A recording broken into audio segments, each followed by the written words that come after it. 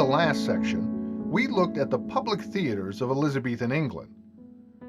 The public theater structure of scene house and raised stage, which evolved from the medieval mansion, affected the way that plays were performed during this time period.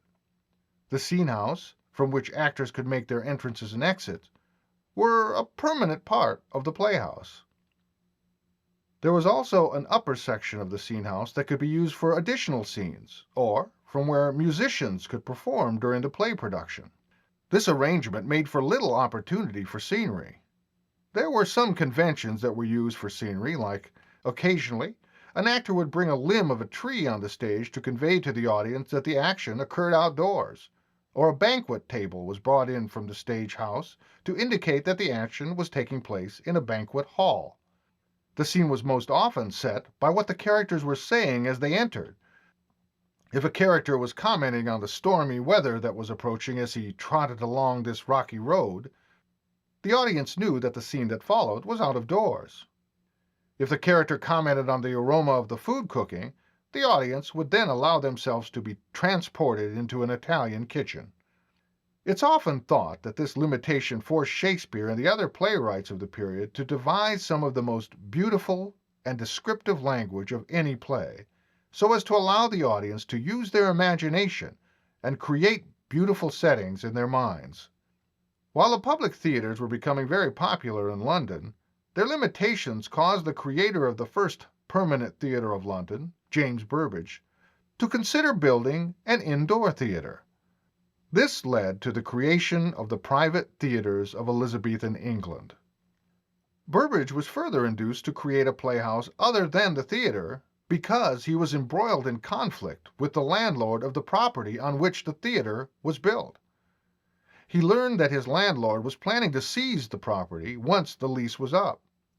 So he made arrangements to build a smaller version of the theatre inside a monastery. The monastery was inside the city limits of London, and because it was under the jurisdiction of the Crown, the Puritans were unable to prevent its construction. The monastery was the Blackfriars, and, as was the custom, the monastery housed a school for boys. One of the activities of the educational program of a monastery school were public speeches, musical presentations, and recitations. It's likely that Burbage worked out an arrangement with the head of the monastery to build a theatre that the boys could use during the day and where his own play company could perform at night. While it's uncertain why these playhouses were referred to as private theatres, it's generally believed that because they were smaller, they needed to charge higher admission that was affordable only to the affluent. As a result, they function more like private clubs rather than a public facility such as the public playhouses or gaming arenas. They also differed from the public theaters in that they were constructed inside existing structures that had a roof. They were lit by candlelight or torches. They also had a stage and scene house like the public theaters, but they were much smaller and, in many cases, much more ornate. The most prominent private theatres were the Blackfriars, built by Burbage, and the Whitefriars, also a private theatre built inside a monastery. Other private theatres were built inside taverns and inns of locations within the city limits that were referred to as liberties. Like the monasteries, a few other locations within the city limits of London were either under the jurisdiction of the Crown or some nobleman and could not be restricted by the Puritans and other municipal authorities. Even though the locations themselves could not be restricted by the local authorities, the private theaters were troubled by their opponents' ability to restrict crowds from gathering outside the private theaters. As a result, the private theaters ultimately were used only by the boys' companies. The boys' companies were made up of the students of the monasteries.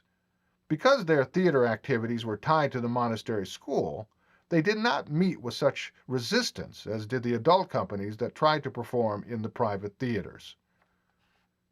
Shortly after James Burbage completed construction of the Blackfriars, he met with such resistance.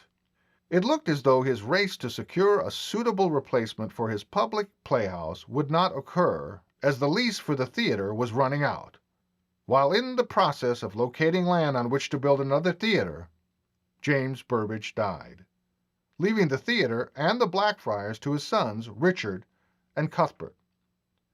As legend has it, the Burbage sons, along with their company of actors, took down the theater board by board without the landlord's knowledge, and floated the woodwork from the dismantled structure across the Thames River to the south bank, where they leased some land.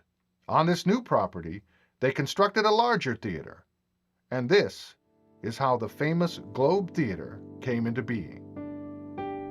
Well, it's time for your task for this section. When we come back, we'll continue our discussion of Elizabethan theater.